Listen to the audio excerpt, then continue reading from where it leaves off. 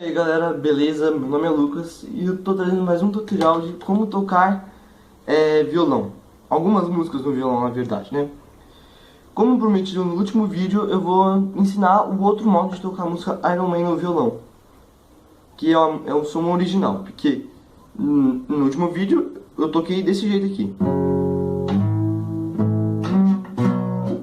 Eu trouxe um som mais grave, né, dessa música.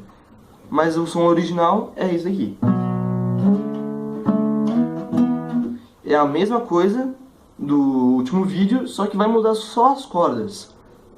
Vai pegar na corda 4 e 5, na casa 2 e 4, tá? 2 e 4 as casas. Na corda 2, ó. Corda 2 e 4 e na casa... Não! Confundi tudo, foi mal. Então, peraí, voltando, vai ser casa 2 e 4, corda 4 e 5. São essas duas cordas. Aí vai 5, 7, 7, 9. Aí 12, 11, 12, 11, 12, 11. 4 vezes, eu acho que eu fiz 4. Aí escorrega pra 5, 7, depois 7, 9. Beleza? Então a música tá assim.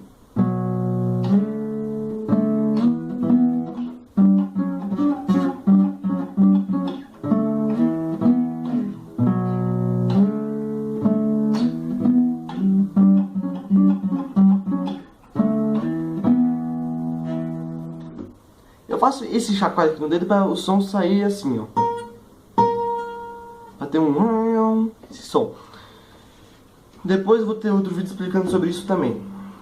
Agora no próximo vídeo que eu vou tentar fazer, se eu conseguir, acho que vai ser amanhã ou mais tarde, vai ser a música do Guitar Hero. Talvez que seja, eu acho, que é assim.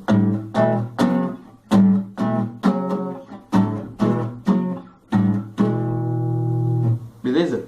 Essa vai ser a próxima música. Então, se você gostou, deixa seu like e se inscreva no canal pra fortalecer, beleza? Forte abraço aí e fique com Deus.